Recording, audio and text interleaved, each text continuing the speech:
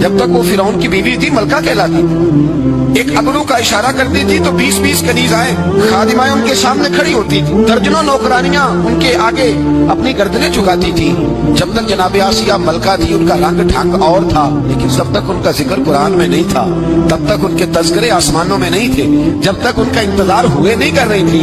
लेकिन वही जनाब आसिया जब कलमा पड़ गई, हजरत मूसा पे ईमान ले आई, फिरौन ने छीन लिया उनसे वो ओहदा। लेकिन जब कलमा पड़ा तो फिरौन ने उनकी घर वालों को बुला के कैसे समझाओ, इतना बड़ा ओहदा छोड़ के ये क्या करने जा रही है। घर वालों ने आके समझाया तो वो कहने लगी मुझे तो समझ ही आ जाइए, वो जो मकाम को ये मकाम कह रहा है वो मकाम नहीं, वो तो धोखा है। जिसको ये मर्तबा कह रहा है वो तो एक धोखा है, फरेब है कि मुझे मलका बना दिया गया, मैं कीमती चीज थी छुपाने की और मुझे मलका बना के इसने दुनिया को बदला दिया, वो धोखा है। घर वालों ने समझाया पर जनाब आसिया नहीं मानी। फिर फिरौन ने कहा तूने सारी जिंदगी आसानियों में गुजारी है, मैं तेरी आसानियां छीन लूंगा। तो आप फरमाने लगी जब मैंने कलमा पढ़ा था ना, मैंने ये सारी बातें पहले सोच ली थी, तू छीन ले जो छीनना है। सारा कुछ छीन गया। फिर वो मलका जो इशारा करती थी तो हजारों लाखों लोग हुक्म मानने को तैयार होते थे। फिर उसी मलका को बालों से पकड़कर घसीटा गया, फिर उसी मलका को थप्पड़ मारे गए, फिर उसी मलका को दीवार के साथ खड़ा करके हाथों में मोटी मोटी कील ठूंक दिए गए। फिर फिरौन ने उनके वजूद पर तलवार के जख्म लगाकर मिर्चें डाली। रात का वक्त था, बंधी हुई है जनाब आसिया। हजरत मूसा कलीम मिलने आए तो कहने लगे बीबी तेरा इस वक्त ख्याल क्या है, सोसाइटी में मकाम तो बड़ा था और आज तू तकवा परहेजगारी की मंजिल है, बज़ाहिर तकलीफ में है, क्या महसूस करती है। जनाब आसिया कहने लगी मूसा मुझसे न पूछिए, ये बतलाइए मेरा रब मुझसे राजी है कि नाराज है, ये बताइए वो मुझसे राजी है कि नाराज है, उसका मेरे बारे में क्या, मेरे बारे में इरादा कुदरत क्या है। तो जनाब मूसा कहने लगे रब करीम ने तेरे लिए जन्नत में मकान बना दिया है, जन्नत में तेरे लिए महल तामीर हो गया, तेरा आलीशान मर्तबा जन्नत में बन गया। एक मकाम सोसाइटी में है, लेकिन हजरत आयशा ने सोसाइटी वाला मकाम कबूल नहीं किया, सोसाइटी वाला मकाम नहीं कबूल किया, वो वाला मकाम कबूल किया है जो अल्लाह की बारगाह में है और अल्लाह के कलीम की बारगाह में है। नबी पाक सल्लल्लाहु अलैहि वसल्लम की ज़ौजा हज़रत सय्यदा तय्यबा ताहिरा सय्यदा खदीजतुल कुबरा रज़ियल्लाहु ताला अन्हा का विसाल होने लगा तो महबूब ने फरमाया खदीजा तो जन्नत में जाए तो मेरी बीवी को मेरा सलाम कहना। हुजूर आपकी बीवी कौन सी? फरमाया जन्नत में अल्लाह करीम मेरा निकाह जनाब आसिया के साथ फरमाएगा। अल्लाह उन्हें सोसाइटी में जो मकाम था वो तो आम था ना, रब उन्हें मकाम देगा। कौन सा? कि अल्लाह उन्हें अपने महबूब की सौजा बना के पूरी उम्मत मुस्लिमा की माँ बना दे। कल हमारे जो हुक्मरान हैं उन्होंने उसका नाम फार्म हाउस रखा हुआ है, मेरा फार्म हाउस, और पुराने जमाने में लोग डेरा कहते थे, तो उसने भी इस तरह का फार्म हाउस बनाया हुआ था। वहां पे हजरत मूसा अलैहिस्सलाम तैरते हुए ताबूत के अंदर, संदूक के अंदर जा रहे हैं। फिरौन और उनकी बीवी हजरत आसिया बे औलाद थी, बड़ी तड़प थी बेटे की, वो भी वहां खड़ी थी। संदूक तैरता हुआ आया तो फिरौन ने कहा कि जाओ पकड़ के लाओ देखो क्या है। जब वो लेके आए ना तो आपकी हमशीरा जो निगरानी कर रही थी परेशान हो गई कि ये तो उसके हाथ लग गए, ये तो अब मार डालेगा। लेकिन जब खूबसूरत और चमकता हुआ बच्चा देखा तो बीबी आसिया कहने लगी ये बनी इसराइल का है ही नहीं, ये तो पता नहीं कहां से बहता हुआ यहाँ आ गया है, तू ऐसे ही छोड़, ये पता नहीं कहां से है, रख ना ले, रख ना ले। तो हजरत मूसा अलैहिस्सलाम वो कहने लगा नहीं उन्हीं के हैं, मूसा अलैहिस्सलाम उसी के हैं। तो आसिया कहने लगी तेरे तो सर पे ना बस भूत ही सवार हो गया, हर वक्त वही लोग तुझे याद रहते, ये पता नहीं कहां से बह के आया। अब रख लिया, मान गया फिरौन। आप फिरौन के घर में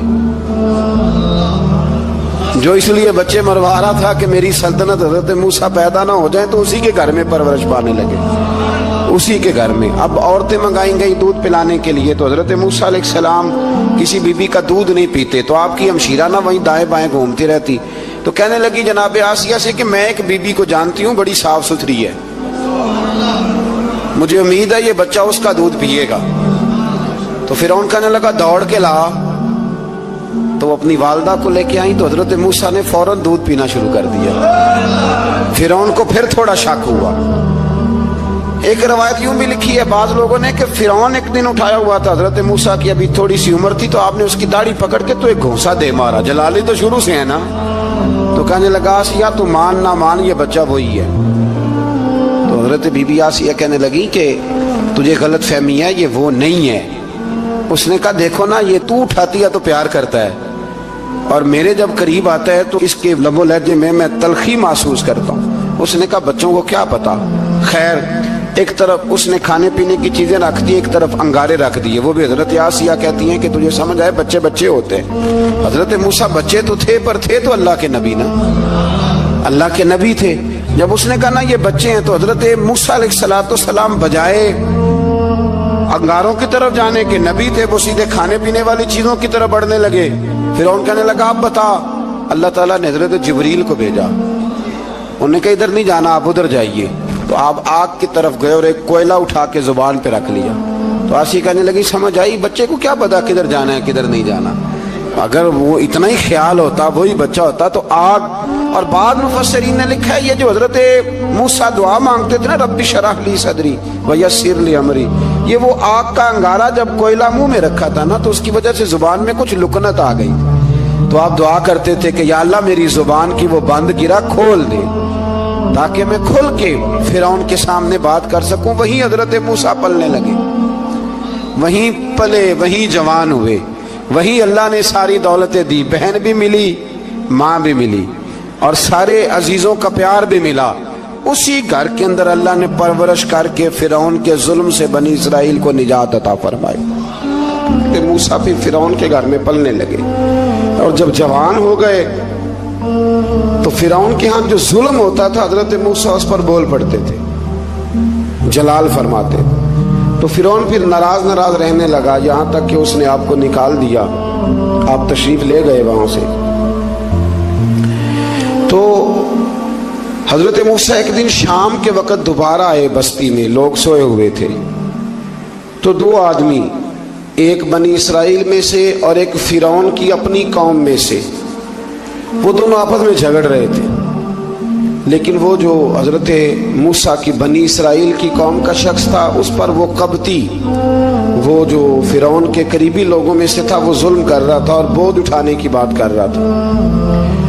اب اس نے حضرت موسیٰ کو پکارا کہ یہ دیکھ لے میرے ساتھ کس طرح کی بات کر رہا ہے، تو حضرت موسیٰ کا ارادہ بھی نہیں تھا، آپ نے بس اس کو سمجھایا، پر کچھ لوگوں کو سمجھ، تو حضرت موسیٰ نے پھر ایک مکہ مارا، ایک گھونسا مارا، صرف ایک ہی۔ یہ کئی تگڑے اور دلیر اس طرح کے بھی ہوتے ہیں کہ گھونسا ایک بھی برداشت نہیں کرتے، وہ ایک مارا، آدمی دھڑام سے زمین پہ گرا اور ماری گیا۔ حضرت موسیٰ کا ارادہ نہیں تھا لیکن وہ مر گیا۔ حضرت موسیٰ علیہ السلام نے اس بات پر اپنے رب سے استغفار بھی فرمائی، قرآن کہتا ہے کہ انہوں نے معافی چاہی کہ اللہ میرا ارادہ نہیں تھا۔ بہرحال اگلے دن نا حضرت موسیٰ دوبارہ آئے، وہ سنا کرتے تھے نا ہم کہ بیوقوف دوست سے عقل مند دشمن بہتر ہوتا ہے، وہ کم از کم دشمنی تو عقل مندی سے کرتا ہے نا، لیکن جو بیوقوف دوست ہو بیوقوفی۔ حضرت موسیٰ دوبارہ آئے تو وہ بنی اسرائیلی اگلے دن کسی اور سے جھگڑا کر رہا تھا، پھر اس نے مدد کے لیے پکارا تو حضرت موسیٰ کہنے لگے مجھے لگتا یہ ہے کہ تیری عادت ہے، تو خود بڑا جھگڑالو ہے، تو نے روز نیا جھگڑا شروع کیا ہوتا ہے۔ حضرت موسیٰ جب اس کی طرف بڑے نہ ڈانٹنے کے لیے تو اس نے شور کرنا شروع کر دیا، کہنے لگتا ہے جس طرح آپ نے اسے کل قتل کیا تھا مجھے بھی قتل ہی کریں گے۔ یہ انسانوں کا مزاج ہے کہ آپ جب تک کسی کے طبیعت کے مطابق چلیں گے وہ راضی رہتا ہے، اور ذرا آپ اس کی طبیعت سے ہٹتے ہیں تو وہ شور کرتا ہے۔ اس نے کہا جی آپ مجھے بھی لگتا ہے ماریں گے۔ حضرت موسیٰ کلیم اللہ علی نبینا علیہ السلام کے بارے میں جب اس نے شور کیا تو بات پھر فرعون کے دربار تک گئی، وہ تو پہلے ہی بہانہ تلاش کر رہا تھا۔ اس نے کہا ڈھونڈو پکڑو اور معاذ اللہ شہید کریں گے۔ کسی نے آ کے خبر دی کہ آپ جہاں سے ہجرت کر جائیں، اس لیے کہ آپ کے لیے یہاں حالات درست، اور بھائی یہ چھوڑ دیا کریں بات کہ فلاں آدمی کے حق میں فلاں جگہ حالات کیسے خراب ہوئے، تو نبی کریم علیہ السلام مکہ چھوڑ کے کیوں آئے، حضرت موسیٰ علیہ السلام نے ہجرت کیوں فرمائی۔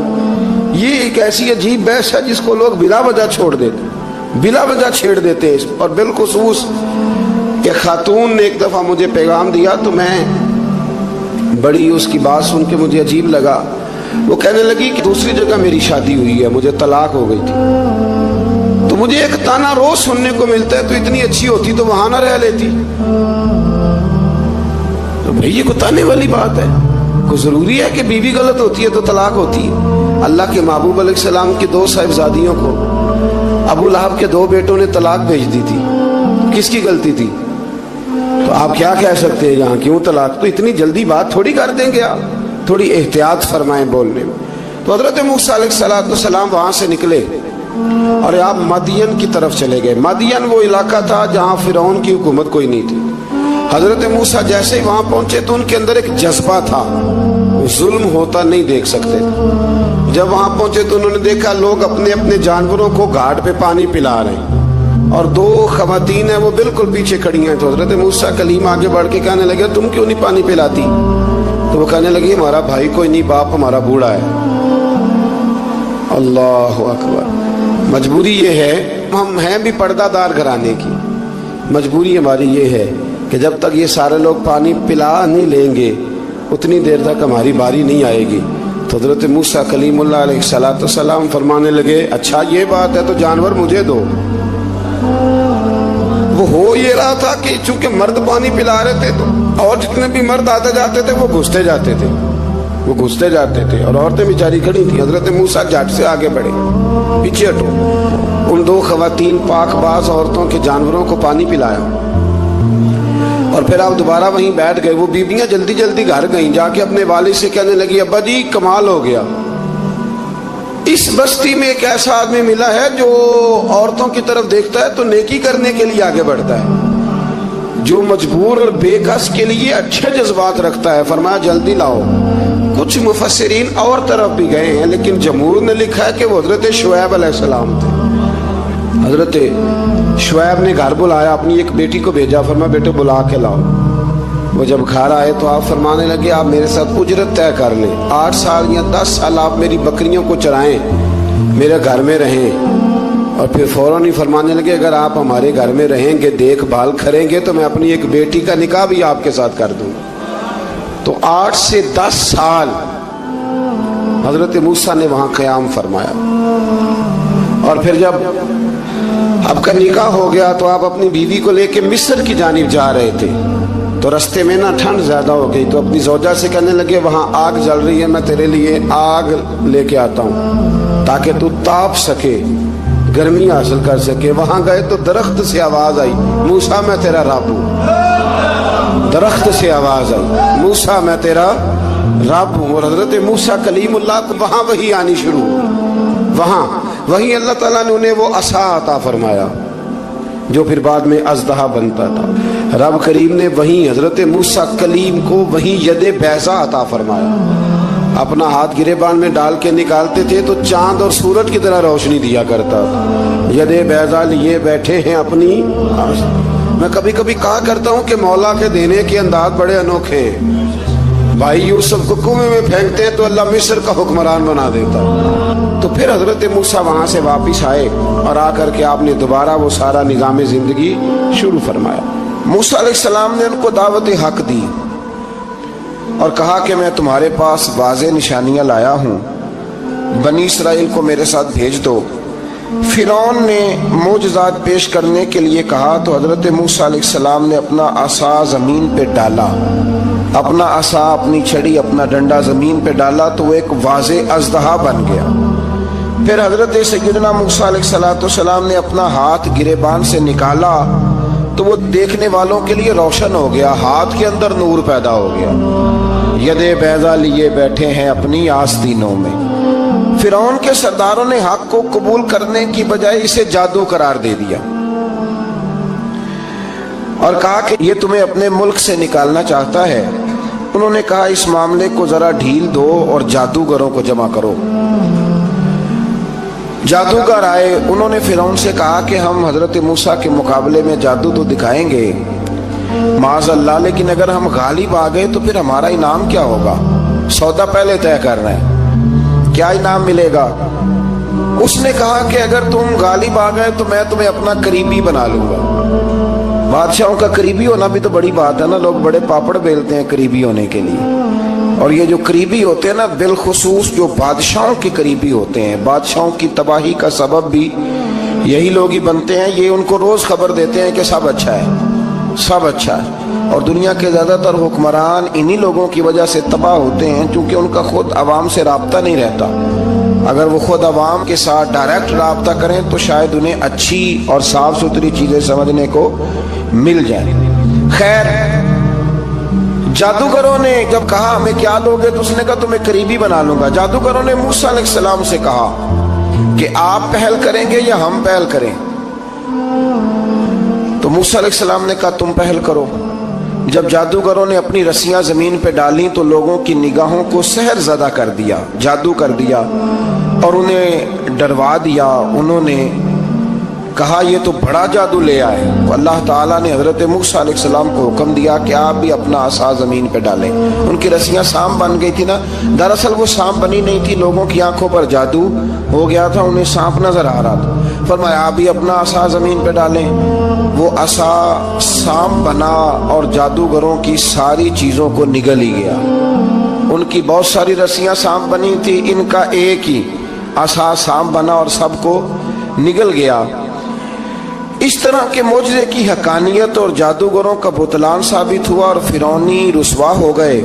جادوگر سجدے میں گر گئے اور اللہ پر ایمان لے آئے۔ فرعون نے انہیں دھمکی دی کہ تم میری اجازت کے بغیر ایمان لے آئے ہو، میں تمہارے ہاتھ اور پاؤں مخالف سمت سے کاٹ دوں گا، یعنی الٹا ہاتھ کاٹ دوں گا، سیدھا پیر کاٹ دوں گا، میری بغیر اجازت ایمان لے آئے ہو، اور تمہیں سولی پہ بھی چڑھوا دوں گا۔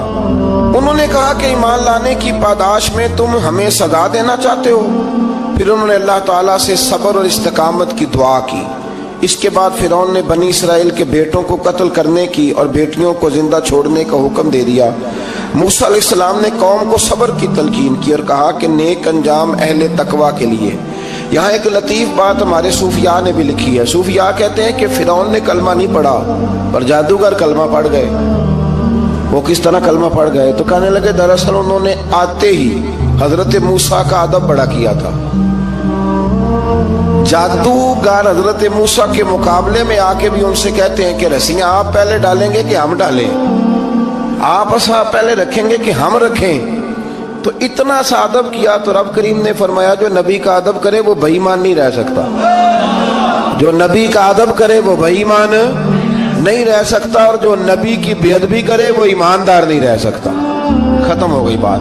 یہاں ہمارے صوفیاء نے یہ بات لکھی ہے کہ چونکہ انہوں نے آتے ہی کہا تھا کہ آپ پہلے ڈالیں گے یا ہم پہلے ڈالیں، تو حضرت موسیٰ سے انہوں نے پوچھ لیا، نبی کے پوچھے بغیر پہل نہیں کی تو اللہ نے انہیں ایمان کی دولت عطا کر دی۔ اللہ تعالیٰ نے فرعونیوں پر قحط سالی کا عذاب نازل کیا۔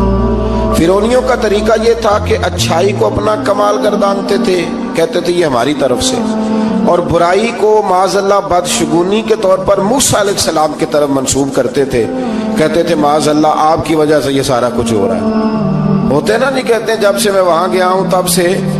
ہمارے بزرگ ایک لطیفہ بھی سنایا کرتے تھے کہ کسی زمیندار نے نماز پڑھنی شروع کی تھی تو اس کے جانور مرنے شروع ہو گئے۔ اب لوگ سمجھتے ہیں کہ معاذ اللہ شاید یہ کسی بزرگ کے سبب سے ایسا ہے، حالانکہ یہ تو اللہ کی طرف سے آزمائش ہوتی ہے، اس کی حکمتیں ہوتی ہیں۔ اللہ تبارک و تعالیٰ نے ان پر عذاب کیا نازل کیا؟ آیت نمبر 130 اور 143 کا بھی آپ سورہ اعراف کی پڑھیں تو اللہ تعالیٰ نے ان پر ٹڈیوں کا، جموں کا، مینڈکوں کا اور خون کا عذاب نازل کیا۔ یہ کس قسم کا عذاب ہے؟ جمعے پڑ گئے، ٹڈیاں آ گئی، یہ اللہ نے عذاب نازل کیا۔ جب وہ عذاب میں مبتلا ہوئے تو موسیٰ علیہ السلام سے کہا کہ آپ اللہ سے دعا کریں کہ ہم سے یہ عذاب ٹل جائے، اگر ایسا ہوا تو ہم ایمان لے آئیں گے، بنی اسرائیل کو بھی آزاد کر دیں گے۔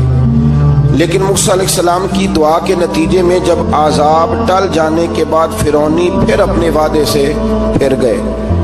بنو قریظہ والوں نے بھی کئی دفعہ حضور سے وعدے کیے پر اپنے وعدوں پر قائم۔ ایک بات آپ سے یہاں روک کے عرض کر دوں، ہم بھی کئی دفعہ کہتے ہیں ذرا بریک کبھی گاڑی کی نہیں نہ لگتی تو ہم ارادہ کرتے ہیں کہ آج سے ہی نماز شروع کر دینی ہے۔ ذرا طبیعت زیادہ لیل ہوتی ہے تو ارادہ کرتے ہیں نا کہ بھائی آج کے بعد ہم نے نیک، پھر کیا ہوتا ہے شفا ہو گئی تو چھٹی ہو گئی۔ یہ طریقہ درست نہیں، یہ تو کفار کا طریقہ بیان کیا نا قرآن پاک نے۔ یہاں فرمایا جب اللہ تبارک و تعالیٰ نے انہیں نجات دے دی تو اپنے وعدے سے مکر گئے، تو پھر اللہ تبارک و تعالیٰ نے بنی اسرائیل کو سمندر پار کر کے ایسی قوم کے پاس پہنچا دیا جو بتوں کی پرستش کرتی تھی۔ وہ تو بچ گئے لیکن فرعونی سارے دریا کے اندر غرق ہو گئے۔ حضرت موسیٰ علیہ السلام سے کہنے لگے کہ ہمارے لیے بھی یہ خدا بنا دیجئے۔ حضرت موسیٰ علیہ السلام نے فرمایا بت پرستی کرنے والے جاہل ہیں۔ یہ بت پرست قوم کے پاس جب گئے نا بنی اسرائیل والے، بت پوجتے ہوئے دیکھا تو کہنے لگے ہمارے لیے بھی سامنے بنا کے رکھ دو۔ فرمایا یہ تو جاہل ہے، تم انہیں دیکھ کے اثر قبول کر رہے ہو، اور اپنی جاہلیت کے باعث یہ ہلاک ہونے والے بھی ہیں۔ پھر اللہ تعالیٰ نے بنی اسرائیل پر اپنی نعمتوں کا ذکر فرمایا، اور موسیٰ علیہ السلام نے اپنی قوم میں ہارون علیہ السلام کو اپنا جانشین فرمایا اور کوہ طور پر تشریف لے گئے۔ اللہ نے فرمایا وہاں آ جائیں، میں آپ کو تورات عطا کرتا ہوں۔ 40 دن کا یہ عرصہ تھا۔ موسیٰ علیہ السلام نے وہاں پہ جا کے، وہ سارا واقعہ بھی انہی آیات میں ہے کہ حضرت موسیٰ نے عرض کیا تھا کہ رب ارنی، یا اللہ میں تجھے دیکھنا چاہتا ہوں، تو فرمایا لن ترانی، تو نہیں دیکھ سکتا۔ وہ بھی یہاں اللہ نے ذکر فرمایا۔ پھر اللہ تعالیٰ نے اپنی ایک تجلی جب کوہ طور پہ ڈالی تو حضرت موسیٰ علیہ السلام تاب نہ لا سکے اور بے ہوش ہو گئے، اور پہاڑ بھی ریزہ ریزہ ہو گیا۔ اس کا ذکر بھی اللہ نے انہی آیات میں فرمایا۔ آیت نمبر 144 سے 155 تک حضرت موسیٰ علیہ السلام کو رسالت عطا کرنے، کلیم اللہ کا منصب عطا کرنے، تورات عطا کرنے کا ذکر ہے۔ آگے چل کے بتایا کہ جو متکبر لوگ ہیں نا، وہ آیات الہیہ سے منہ پھیرتے، اور جو لوگ اللہ کی آیات اور قیامت کو جھٹلاتے ہیں ان کے اعمال باطل ہیں۔ پھر موسیٰ علیہ السلام کے کوہ طور پر قیام کے عرصے میں بنی اسرائیل کے زیورات سے بچڑا بنا کر اسے معبود بنانے کا ذکر ہے۔ ان میں ایک جادوگر تھا سامری، سنا ہے سلالہ میں اس کی قبر ہے۔ حضرت موسیٰ کوہ طور پہ چلے گئے تو اس نے پیچھے سے نا سونے کا ایک بچڑا بنا لیا، اس میں سونے کی تاریں اس کے منہ میں لگائیں، ہوا چلتی تھی تو بجتی تھی۔ اتنے کمزور عقیدے کی یہ قوم تھی کہ انہوں نے فٹافٹ ماننا شروع کر لیا، فٹافٹ ماننا، کہنے لگے یہ ٹھیک ہے۔ چنانچہ موسیٰ علیہ السلام جب واپس آئے تو قوم پر غصے اور افسوس کا اظہار فرمایا اور کہا میرے پیچھے تم نے ایسا برا کام کیا ہے۔ انہوں نے تورات کی تختیاں بھی زمین پہ ڈالیں اور اپنے بھائی ہارون علیہ السلام کا سر پکڑ کے اس سے جواب طلبی کی۔ انہوں نے کہا اے میرے ماں جائے، بڑے خوبصورت لفظ ہے قرآن پاک، اے میرے ماں جائے، اے میرے بھائی، قوم نے مجھے بے بس کر دیا اور قریب تھا کہ یہ مجھے قتل بھی کر دیتے۔ اب آپ مجھ پر سختی کر کے دشمنوں کو ہنسنے کا موقع نہ دیں، کبھی بھی دشمنوں کو اپنے اوپر ہنسنے کا موقع نہ دینا چاہیے۔ پھر آیت نمبر 151 میں موسیٰ علیہ السلام کی دعا اور کلمات استغفار کا ذکر ہے۔ آگے چل کے بتایا کہ غصہ ٹھنڈا ہونے پر موسیٰ علیہ السلام نے تورات کی تختیوں کو اٹھایا، جن کی تحریر میں اللہ سے ڈرنے والوں کے لیے ہدایت اور رحمت کی بشارت تھی۔ آیت نمبر 156 سے لے کر 158 تک میں موسیٰ علیہ السلام کی دعا کا ذکر ہے، جس میں انہوں نے اپنی قوم کے لیے اللہ تعالیٰ سے دنیا اور آخرت کی بھلائی مانگی۔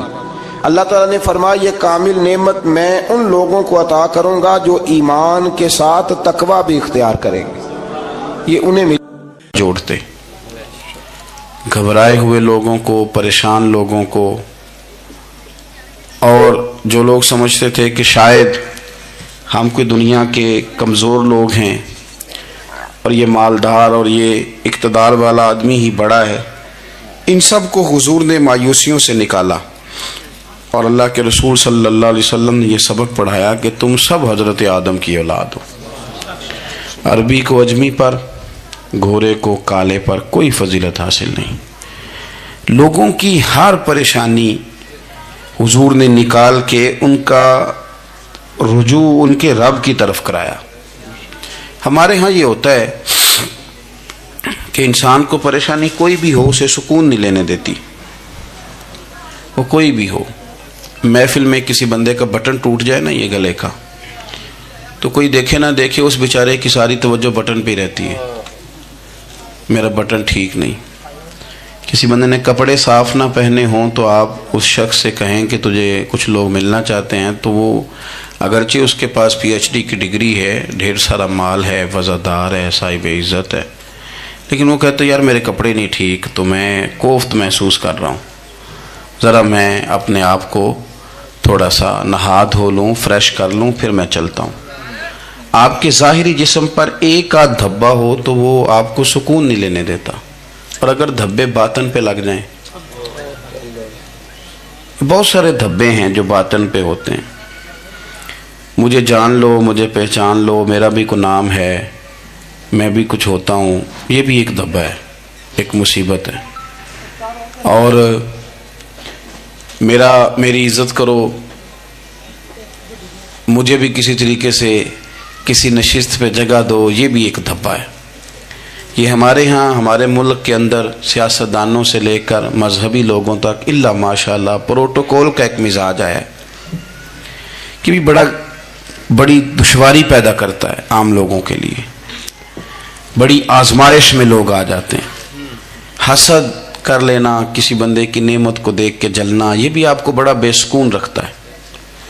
تکبر کرنا کہ میں کوئی چیز ہوں اور باقی کو تھوڑے سے مجھ سے چھوٹے ہیں، یہ سارے دھبے، یہ ساری نقصان کی چیزیں.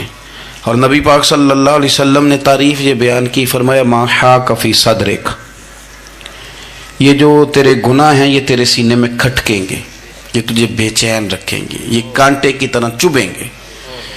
تو جتنے مرضی اچھے کپڑے پہن لے، جتنی مرضی اونچی جگہ بٹھا دیا جائے، اگر تیرے اندر کوئی روگ ہے وہ تجھے سکون سے نہیں جینے دے گا. رسول کائنات صلی اللہ علیہ وسلم نے نا لوگوں کی توجہ رب کریم کی جانب لگائی.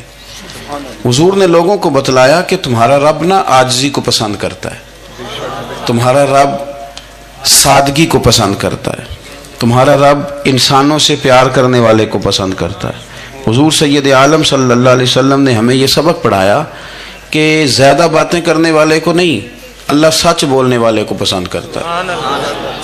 بہت اونچے اور لمبے چوڑے دولت والے اور مالدار آدمی کو نہیں، بلکہ جو آدمی دیانتداری سے زندگی گزارے رب اس کو زیادہ محبوب رکھتا ہے. تو ہماری یہ جتنی بھی آزمائشیں ہیں، میلاد والے محبوب صلی اللہ علیہ وسلم نے نا یہ ساری ہماری دور فرما دی، ساری. آپ دیکھیں ہمارے ہاں ایک بیماری ہوتی ہے، وہ تکبر کی بیماری ہے. اور وہ صرف مالدار کوئی نہیں ہوتا، بلکہ حضرت سعدی شیرازی فرماتے ہیں کہ میں نے بہت سارے جھکے ہوئے لوگوں میں تکبر دیکھا ہے. جو بڑا میٹھا بولتے ہیں نا، کئی دفعہ کہتے ہیں جی کیا بات ہے جی، سبحان اللہ ماشاء اللہ، بڑا میٹھا بولتے ہیں. تو یہ نہیں میٹھا نہیں بول رہے ہوتے، یہ آپ کو شیشے میں اتار رہے ہوتے ہیں. آپ نے کسی کی تعریف کرنی ہے تو پشت کے پیچھے کریں، وہ اصل تعریف ہے. آپ کوئی ایسا کام نہ کریں جس سے چھلکے لفظوں میں کہ میں نے کسی کو بنایا ہے. اس سے نا آپ کو خود محسوس ہوگا کہ میں حقیقت پہ زندگی نہیں گزار رہا، میں تو کوئی اداکاری کر رہا ہوں. اور جو لوگ کہتے کچھ اور ہیں کرتے کچھ اور ہیں، تو وہ خود بڑے پریشان رہتے ہیں. وہ جانتے ہیں کہ یار یہ میں کہاں الجھ گیا ہوں. تو بھائی یہ جو بہت زیادہ ہمارے دلوں کے اندر چیز ہے، اور یہ ہر مقام پر بہت سارے لوگوں کو یہ چیز حاصل ہے. میں دیکھتا ہوں کہ درجہ بدرجہ ان چیزوں کا شمار ہے. کچھ کا خیال ہے کہ میری ڈگری زیادہ ہے، اور کچھ کا خیال ہے کہ مجھے عقل زیادہ ہے. کچھ کا خیال ہے کہ میری شہرت زیادہ ہے، تو کچھ کا خیال ہے کہ میری دولت زیادہ ہے. آہستہ آہستہ وہ الجھاؤ پیدا ہوتا ہے.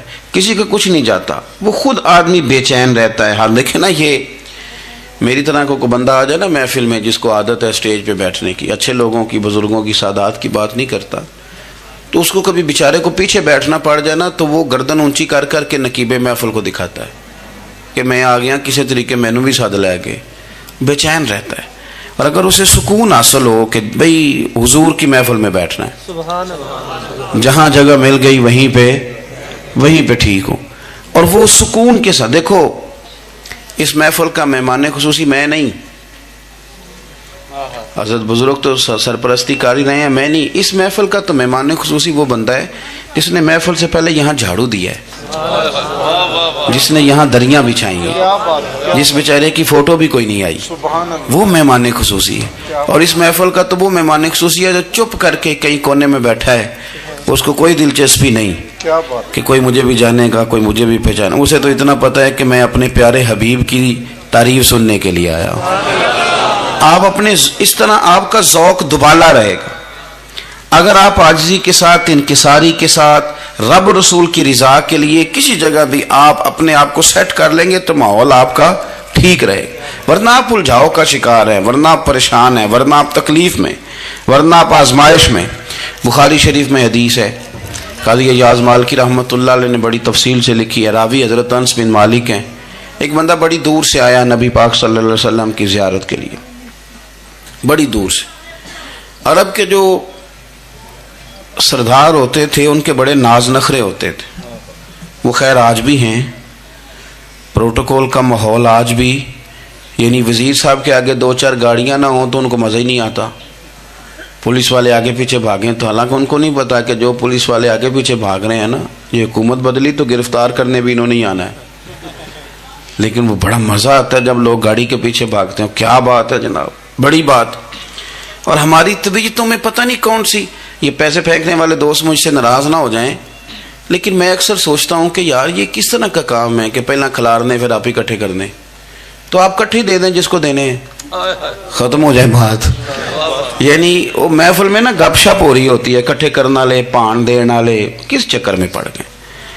حضور غوث اعظم رضی اللہ تعالیٰ عنہ کی محفل میں شیخ یحییٰ نجار آیا کرتے تھے تو وہ کہتے تھے کہ ہم وہاں گنتے تھے آج کتنے بندوں نے توبہ کی، تو ہم سے گنے نہیں جاتے تھے، اتنے لوگ توبہ کرتے تھے۔ بزرگوں کی محفلوں میں توبہ کرنے والے گنے جاتے تھے، ہماری محفلوں میں پیسے گنے جاتے ہیں اور وہ پرچیاں دی جاتی ہیں۔ ایسا نہ کریں، اس سے گھٹن پیدا ہوتی، اور پھر جو نوٹوں والے ہوتے ہیں وہ فرنٹ سیٹوں پہ آ جاتے ہیں۔ بہت سارے غریب سوچتے ہیں کہ میرے پاس بھی اگر کرارے نوٹ ہوتے تو میں بھی آگے ہوتا، تو کم از کم یہ جو میلاد کی محفل ہیں ان میں تو سب کو ایک جیسا رہنے دے، یہاں تو امیر غریب کا فرق نہ ہو، اس کو تو مہربانی کریں۔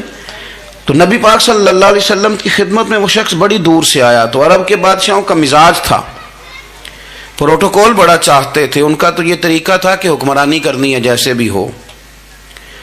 اگر کسی غلام نے دھوپ میں بندھا رہ گیا، اونٹ اور چھاؤں میں نہیں باندھا تو درے مارتے تھے، اور اگر اس نے کھول کے باندھ دیا تو پھر بھی مارتے تھے، کہتے تھے اتنا سیانہ ہو گیا تو انہیں پوچھا ہی نہیں، خود بخود ہی باندھ دیا۔ وہ شخص حضور کی بارگاہ میں آیا اور بہت سارے لوگوں کے پاس کیونکہ وہ جاتا تھا اپنے سربراہ کا پیغام لے کے، تو وہ کانپ رہا ہے جب حضور کی بارگاہ میں گیا، ڈر رہا ہے۔ اب ذرا بات کو سمجھنا، نبی پاک صلی اللہ علیہ وسلم نے اس سے فرمایا کیوں ڈرتے ہو، سادہ آدمی ہے، دیہاتی ہے، بدو ہے۔ اللہ کے رسول نے تھپکی دی، کیوں ڈرتے ہو؟ تو کہتے ہیں حضور مجھے آداب نہیں آتے اور مجھے ڈر آتا ہے، کوئی بات اگر ایسی ہو گئی آپ مدینے کی حکومت کے سربراہ ہیں تو کہیں آپ ناراض نہ ہو جائیں۔ حضرت انس بن مالک فرماتے ہیں بات کہاں کی تھی پہنچ کہاں گئی، جب اس نے یہ کہا نا کہ آپ تو حکومت کے سربراہ ہیں، کہیں کوئی غلطی نہ مجھ سے ہو جائے، تو نبی پاک کی آنکھوں میں آنسو آ گئے، حضور رونے لگے، اور نبی پاک صلی اللہ علیہ وسلم فرمانے لگے نہ بھائی تو کسی حکومت کے سربراہ کے پاس نہیں آیا، نہ تو اس بیٹے کے پاس آیا ہے جس کی ماں گوشت کے خشک ٹکڑے کھا کے بھی گزارا کر لیتی۔ میں تو ایک غریب ماں کا بیٹا ہوں،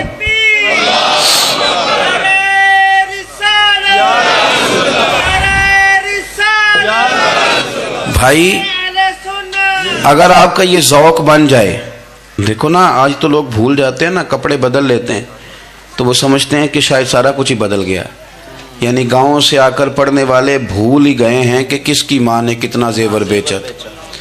لوگ بھول جاتے ہیں چیزوں کو، اپنے ماضی کو یاد رکھیں، آپ لوگوں کے ساتھ پیار کریں، آپ لوگوں کو موقع دیں، آپ تھوڑی سی اور کوشش کریں اس شخص تک جانے کی جو آپ کو مایوس نظر آ رہا ہے، پریشان نظر آ رہا ہے۔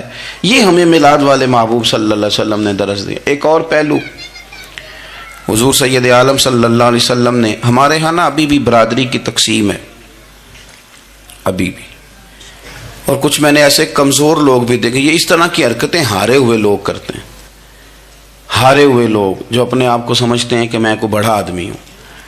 بڑا آدمی تو اپنے اخلاق سے ہوتا ہے، اپنے کردار سے ہوتا ہے، اپنی سخاوت سے ہوتا ہے، لوگوں سے پیار کرنے سے ہوتا ہے۔ باقی یہ کہ بیٹھ کے کہانی سنانا کہ میں بڑا کچھ کرتا ہوں، تو جو کچھ کرتا ہوتا ہے اسے سنانے کی کوئی ضرورت نہیں ہوتی۔ ایک اور بہت سارے لوگ آپ تعزیت کرنے جائیں نا والد کے انتقال کے بعد، تو ان بیچاروں کو بتانا پڑتا ہے کہ ابا جی میرے بغیر دوائی نہیں کھاتے تھے، تو میں کہتا ہوں اگر تیرے بغیر نہیں کھاتے تھے پھر بتانے کی ضرورت نہیں، پھر تو سارے گاؤں کو پتا ہوگا کہ تیرے بغیر نہیں کھاتے تھے، اور اگر کوئی دال میں کالا ہے تو پھر تیری وضاحت کوئی بندہ قبول نہیں کرے گا۔ تو آپ کو بتانا کیوں پڑ رہا ہے، اور آپ بار بار اس بات کا ذکر کیوں کر رہے ہیں کہ ہم بہت بڑے قبیلے کے ہیں؟ صاحب اگر آپ بڑے قبیلے کے ہیں تو پتہ ہوگا سارے علاقے کو آپ کتنا لوگوں کا خیال کرتے ہیں، آپ کس قدر محبت کرتے ہیں، آپ کا انداز کریمانہ کس طرح کا، پھر آپ کو بتانے کی کوئی ضرورت نہیں ہوتی، پھر خود بخود خبر ہوتی ہے۔ حضرت سیدنا ابو ذر غفاری رضی اللہ تعالیٰ عنہ قبیلہ بنو غفار ایک بڑی شاخ تھی قبیلوں میں سے، جو لوگ اس زمانے میں مالدار قبیلوں سے تعلق رکھتے تھے ان میں سے ایک بڑا نام تھا۔ ساری زندگی چودراہٹ کی، لیکن میلاد ایک انقلاب کا نام ہے۔ میں میلاد منانے والے دوستوں سے گزارش کرتا ہوں کہ آپ ہر سال میلاد منائیں، اور ہر سال میلاد کے بعد آپ تھوڑے بدل بھی جائیں، یعنی تھوڑے سے بدل جائیں۔ کچھ لوگ کہیں یار یہ داڑھی میں نے نا 12 ربیع الاول والے دن رکھی تھی، یہ میری میلاد والی داڑھی ہے، اور داڑھی رکھیں بھی نبی پاک کی مرضی کی۔ کس کی مرضی کی؟ نہ ناراض ہو جائے جی میں ٹور چلا، بس کس مرضی کی جی؟ اپنی مرضی کے نہیں۔ داڑھی کا وزن کو نہیں ہوتا کہ پوری مٹھی رکھیں گے تو آپ کو کوئی دقت ہوگی، کوئی وزن نہیں، پوری رکھیں، جو حضور کا طریقہ مبارکہ ہے جو ہمیں ملتا ہے اس پر آپ توجہ فرمائیں۔ تو میں جو بات عرض کرنے جا رہا ہوں وہ میلاد انقلاب ہے۔ حضور سید عالم صلی اللہ علیہ وسلم کی بارگاہ میں آنے سے پہلے لوگ کچھ اور ہوتے تھے، اور یہاں سے ہو کے جاتے تھے تو پھر ان میں تبدیلی آتی تھی۔ میں سارا دن کرامتیں سناؤں نا کسی کو اپنے پیر صاحب کی اور اپنے گھر میں بھی کہ میرے حضرت بڑے، میرے استاد بڑے، لیکن بیوی کے ساتھ اگر میں ترش لہجے میں بات کروں گا تو وہ کہے گی یہ سکھاندے نے تینوں پیر صاحب، دوست کہیں گے یہ سکھاتے ہیں آپ، تو آپ کی کہانیاں نہیں چلتی، آپ کا کردار چلتا ہے۔ حضرت ابو ذر غفاری رضی اللہ تعالیٰ عنہ فرماتے ہیں چونکہ میں چودھری تھا، سیدنا بلال حبشی رضی اللہ تعالیٰ عنہ کے پاس میں بیٹھا تھا، کسی بات میں بات آگے بڑھی اور بڑھتے بڑھتے بات شکرنجی تک چلی گئی، رائے کے اختلاف نے باتوں میں تلخی پیدا کر دی، اور جب تھوڑے لفظ اور تیز ہوئے تو میں نے انہیں کہہ دیا چپ کر، تو ابشن کا بیٹا ہے۔ کس کے بیٹے تھے حضرت بلال؟ کہتے ہیں جب انہوں نے مجھے کہا تو میرا دل بڑا ٹوٹا، لیکن میں نے ارادہ کیا کہ میں نے حضور کی بارگاہ میں نہیں عرض کرنی، اب ہر بات کی ہم حضور کی بارگاہ میں شکایت کریں۔ لیکن میں جا کے مسجد میں بیٹھا اور جب سرکار آئے نا، ارادہ نہیں تھا کہ عرض کروں گا، لیکن حضور کا چہرہ دیکھا تو دکھ میرا خود ہی تازہ ہو گیا۔ رونے کا بھی تو تب ہی مزہ آتا ہے نا کوئی اپنا ملے تو۔ فرماتے ہیں کہ میرے آنسو نا بغیر اختیار کے چھلک پڑے اور میں کھل کے روئے، کھل کے۔ قربان جاؤں محبوب کے بھی حضور نے پاس نہیں بلایا، بلکہ نبی پاک اٹھ کے خود میرے پاس آئے اور مجھے کندھوں سے پکڑ کے سینے سے لگایا، اور جب میں کھل کے رو لیا تو حضور میرے آنسو پوچھنے لگے۔ کچھ شعر ایسے ہوتے ہیں جو کسی نے کہے ہوتے ہیں، اور کہنے والا جو ہوتا ہے وہ صاحب حال ہوتا ہے، تو اس میں کچھ خوبصورتی زیادہ ہی ہو جاتی ہے۔ ایک پنجابی کے شاعر ہمارے گجرات میں گزرے، بزرگ تھے، ان کا ایک شعر ہے، وہ کہتے ہیں ایک واری میری آنکھیاں چوں انہوں نے اتھرو پونجے سن، ایک واری میری آنکھیاں چوں انہوں نے اتھرو پونجے سن، ہن تے چسکا پہ گیا رونے دا۔ ایک واری میری آنکھیاں چوں انہوں نے اتھرو پونجے سن، ہن تے چسکا پہ گیا رونے دا، تے ہر ویلے آہو زاری دا۔ تو میں روز رونے لگا ہوں، مزہ ہی بڑا آیا ہے جب سے محبوب نے چپ کرانا شروع کیا۔ میرے عزیز، اور پھر حضرت بلال حبشی رضی اللہ تعالیٰ عنہ چونکہ حضور کے غلام تھے اور انہیں پتہ تھا کہ سرکار میری ناز برداری کرتے ہیں، حضور نے چپ کرایا۔ فرمایا کیوں روتے ہو؟ تو عرض کرنے لگے یا رسول اللہ صلی اللہ علیہ وسلم، اگر میں ابشن کا بیٹا ہوں تو میری تو غلطی کوئی نہیں نا، یہ تو تقسیم اللہ کی ہے نا۔ الذی خلقک فسواک فعدلک فی ای صورت ما شاء رکبک، جس طرح وہ چاہتا ہے، جس کو چاہتا ہے اس طرح کی اس کی صورت بنا دیتا ہے۔ تو مجھے ابشن کا بیٹا کہا جاتا ہے، میری غلطی کیا ہے؟ حضرت بلال نے بھی نہیں بتایا کس نے کہا، لیکن نبی پاک صلی اللہ علیہ وسلم نے کیا فرمایا؟ امام یوسف صالحی نے لکھا ہے، ذرا غور کرنا بات پر، تسلیاں لوگ اور رنگ میں بھی دیتے ہیں پر یہ تسلی بڑی انوکھی ہے۔ حضور فرمانے لگے بلال اگر تو ابشن کا بیٹا ہے تو پریشان کیوں ہوتا ہے؟ کالے رنگ والی ماں کا بیٹا ہے تو پریشان کیوں ہوتا ہے اگر تیری والدہ کا رنگ کالا ہے تو؟ عرض کی حضور آپ کیا فرمانا چاہتے ہیں؟ تو سرکار فرمانے لگے میں 2 ماؤں کا بیٹا ہوں، ایک جناب آمنہ جنہوں نے مجھے پیدا کیا، اور ایک حضرت ام ایمن جنہوں نے میری پرورش کی، مجھے بڑا کیا۔ حضور فرمانے لگے میری ماں آمنہ کا رنگ گورا تھا اور میری ماں ام ایمن کا رنگ کالا ہے۔ تو فرمایا اگر تجھے کسی نے کالے رنگ والی ماں کا بیٹا کہا تو اسے کہہ دینا مدینے والی محبوب کے بھی تو ایک والدہ کا رنگ کالا ہے، تو کہہ دینا۔ حضرت بلال کہتے ہیں کہ وہ اس طرح کی تسلی تھی तिफल तसल्लियाँ नहीं जिस तरह की हमें दी जाती, वो इस तरह की खूबसूरत तसल्ली थी कि उसके बाद मेरा दिल ऐसा ठंडा हुआ, फिर किसी का ताना ताना नहीं रहा, फिर किसी की तकलीफ नहीं रही। रसूल पाक सल्लल्लाहु ताला अलैहि वसल्लम ने ये जो आज तकसीम है हमारे यहाँ ऊंच नीच की, छोटे बड़े की, ज़ात बरादरी की, हुजूर फरमाते मैंने पाँव के नीचे रख के कुचल दी, अब इसका कोई स्टेटस नहीं रहा, अब ये कोई मामला नहीं।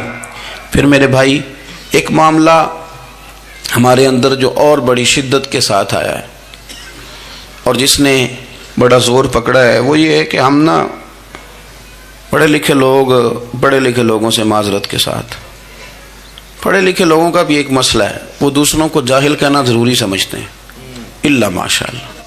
मैं अक्सर कहता हूँ कि ये तो आसान काम है ना, आपने कह दिया जाहिल नहीं जी सारे पिंड वाले, ये तो बड़ा आसान काम है, तो जान छुड़ाने वाली बात है। अनपढ़ हैं जी इस कौम का कुछ नहीं बन सकता, भी तो आसान काम है, जान छूट गई। मैं भी खड़ा होता हूँ नमाज जनाजा की इमामत करने के लिए, कभी तो कह देता हूँ कि जनाब आज लोगों को नमाज जनाजा की दुआ नहीं आती, तो सोचता हूँ कि अगर किसी ने खड़ा करके पूछ लिया कि आपने कितने लोगों को याद कराई है, हमने कभी कहा कि आओ बैठो याद कराऊं, तो उसका जवाब क्या है? तनकीद करना आसान काम है और तामीर करना ये मुश्किल मरहला है। अजीज़ दोस्त, हमारे यहाँ ना अनपढ़ बंदे के साथ और उस बंदे के साथ जिसकी सोचें महदूद हैं, हमारा रवैया इतना तल्ख होता है। भाई मज़ा तो तब आता है ना जब आपको, कुछ लोग कहते हैं मैं अच्छे के साथ अच्छा हूँ, तो अच्छे के साथ तो सारी दुनिया अच्छी होती है, आपने उसमें क्या कमाल किया? हुजूर सैयद आलम सल्लल्लाहु अलैहि वसल्लम ने तो फरमाया उसके साथ जोड़ो जो तुम्हारे साथ तोड़ रहा है, जो सख्त रवैया अख्तियार करे, सख्त। बुखारी मुस्लिम में हदीस है, हज़रत उमर फ़ारूक रदी अल्लाह तआला अन्हु, हज़रत अनस बिन मालिक फरमाते हैं कि हुजूर सैयद आलम सल्लल्लाहु अलैहि वसल्लम गुजर रहे थे और सुर्ख रंग की ना नजरानी धारीदार चादर सरकार ने ओढ़ रखी थी। एक बद्दू आ गया, उसने क्या किया कि हुजूर की मुकद्दस चादर को पकड़ के खींचा और इस जोर से खींचा कि गर्दन मुबारक पे निशान पड़ गया। जोर से दरवाजे पे दस्तक दे देना भिखारी, तो उसे खिरात शरात कोई नहीं मिलती, अलबत्ता झिड़कियाँ दो चार ज़रूर मिल जाती। तोड़ना है दरवाज़ा, खैरात लेने आया कि तू कर्जा लेने आया? उसने आकर के जोर से चादर को खींचा, मुकद्दस गर्दन पे निशान पड़ गया। सरकार ने रुख अनवर फेरा, कहता पता क्या है, मैं गरीब आदमी हूँ, कुछ मांगने आया हूँ। भाई तू गले में चादर डाल के मांगेगा? लेकिन ये आपका कमाल है। यहाँ अब आपके इल्म का, आपके हौसले का, ज़रफ़ का पता चलता है। खींची चादर, कुछ मांगने आया हूँ। और सही बुखारी के लफ्ज़ ये हैं कि फल्तफ़ता इलैहि फदहिक, जब महबूब ने उसकी तरफ तवज्जो की, उसकी बात सुनी, उसने गले में चादर डाल के खींचा है, निशान डाल दिया है। लेकिन जब हुजूर ने तवज्जो की तो फदहिक, नबी पाक ने मुस्कुराना शुरू कर दिया। हुजूर मुस्कुराए, यानी चादर डालकर खींचने वाले। और ये चीज़ आपको बड़ा कर देगी। आप यकीन करें, आपको किसी ने बुरा कहा तो आपने डबल बुरा कहा तो आप तंग होंगे। हंडिया जब जलती है तो उसके कंधे, उबलती है तो उसके कंधे जल जाते हैं। आप किसी को ईंट का जवाब पत्थर से दे के परेशान होंगे, लेकिन अगर आपने कह दिया ना चल यार मौज कर, होर कर ले दो गल्ला, और आप हंसें, ये बड़ी पाकीज़ा सजा है दुश्मन के लिए, बड़ी साफ सुथरी। जितन जितन ते हर कोई खेडे, हारन खेड फकीरा, जितन जितन ते सारे लोग कर देना काम जितने आला, मैंने जीतना है।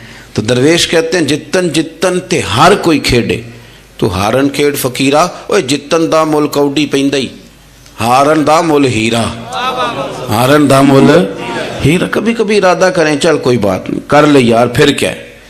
और ये काम आएगी चीज़ बहुत ज़्यादा। हुजूर सल्लल्लाहु अलैहि वसल्लम से कहने लगा कुछ मांगने आया हूँ। तो अब हुजूर ने क्या फरमाया? फरमाया एक दो चार बकरियाँ नहीं, दो पहाड़ियों के दरमियान जो रेवड़ है ना बकरियों का, इज्जड़, फरमाया सारे इसको दे दो। अब उसने वहाँ तो कोई जुमला नहीं कहा, घर चला गया अपने गांव कबीले, और वहाँ जाके लोगों से कहने लगा सारे इधर बैठे हो, जाओ दौड़ जाओ मदीने जाके मुस्तफ़ा का कलमा पढ़ो। कहने लगे वो तो इतना देते हैं कि गुर्बत का डर भी दूर हो जाता है। تو نبی پاک صلی اللہ علیہ وسلم کا ان لوگوں کے ساتھ جو ان پڑھ ہیں، جو ساتھ ہیں، آج ہمارے بچے اپنے ابا جی کو بھی کہہ دیتے ہیں تسی پڑھے نہیں، ان دور بدل گیا ہے۔